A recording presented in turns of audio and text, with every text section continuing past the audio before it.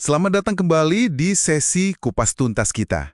Kali ini kita gali lebih dalam soal The Art of Seduction, ya. Iya, Fokusnya ke gagasan intinya, bahwa karakter itu fondasi utama daya tarik, bukan sekedar trik atau strategi. betul. Sumber kita ini kan menekankan banget soal kualitas internal itu yang ya terpancar keluar gitu. Jadi bukan soal manuver aja ya. Bukan. Justru katanya, karakter yang kuat ini bisa kayak menghipnotis target secara psikologis dulu. Jadi, manipulasi selanjutnya jadi lebih halus, lebih nggak kentara. Wah, menarik. Jadi ini semua soal psikologi karakter gitu ya? Bisa dibilang gitu? Oke. Nah, sumber kita ini kan mengidentifikasi ada 9 tipe karakter dasar penggoda. 9 ya? Yuk kita coba bedah satu persatu ya.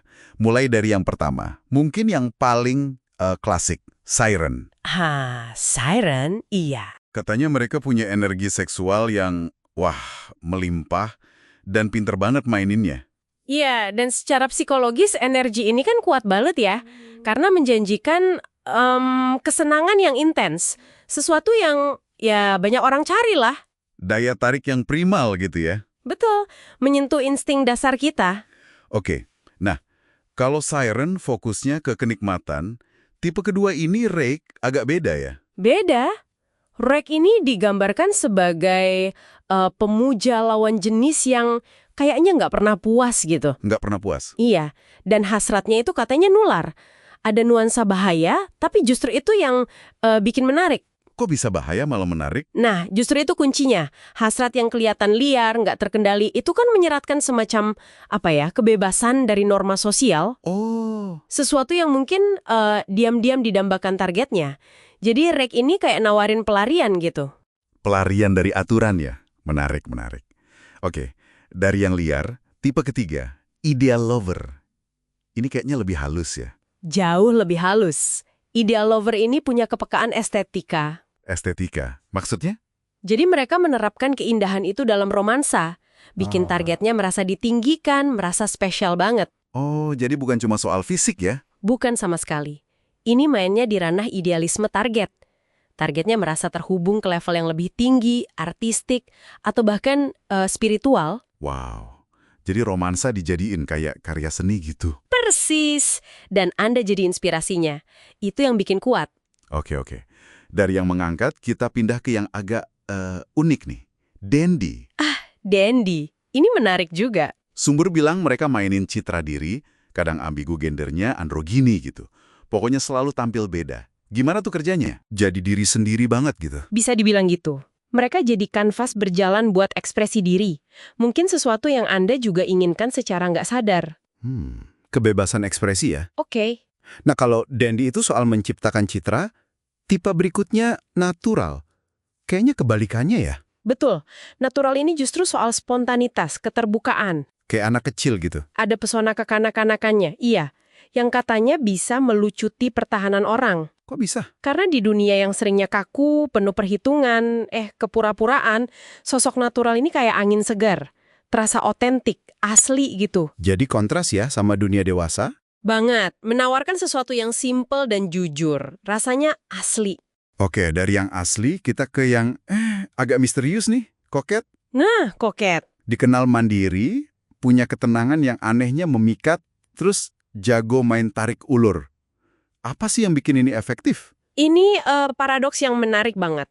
Justru karena kelihatan mandiri, seolah nggak butuh siapa-siapa, Malah bikin orang ngejar. persis. Itu malah bikin orang penasaran dan mendekat. Terus taktik tarik ulurnya itu, itu menciptakan ketidakpastian. Ketidakpastian. Iya, mirip kayak penguatan intermiten di psikologi. Hadiah, dalam hal ini perhatian, Iya. yang datangnya nggak pasti itu justru bikin target makin kecanduan, susah lepas. Wah, ini udah mainin psikologi banget ya.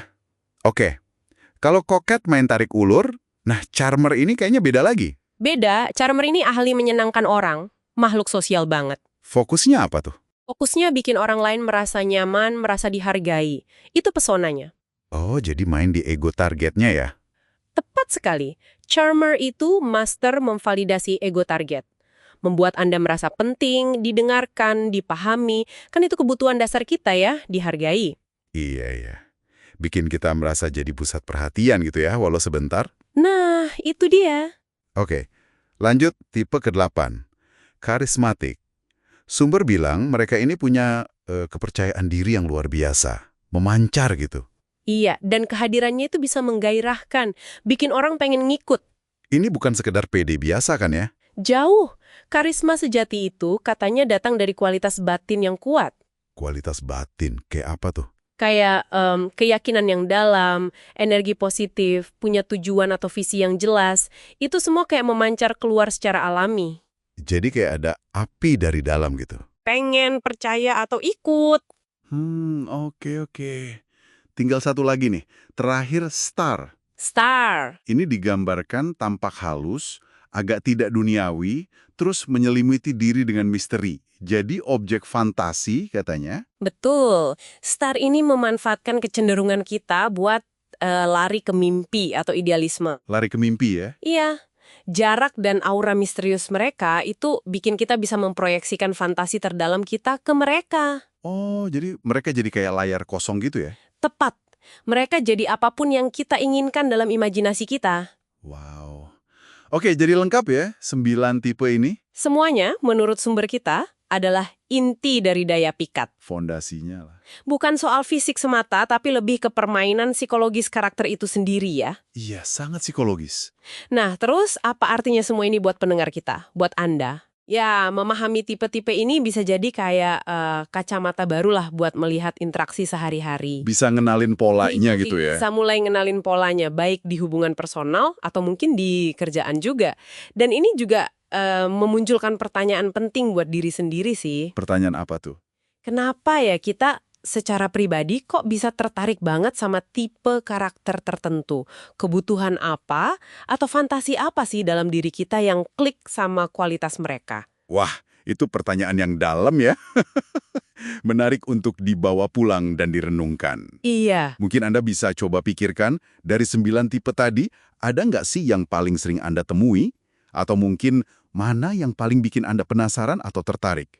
Sesuatu buat dipikirkan lebih lanjut ya. Betul. Oke, sampai di sini dulu kajian kita kali ini. Sampai jumpa di pembahasan mendalam berikutnya.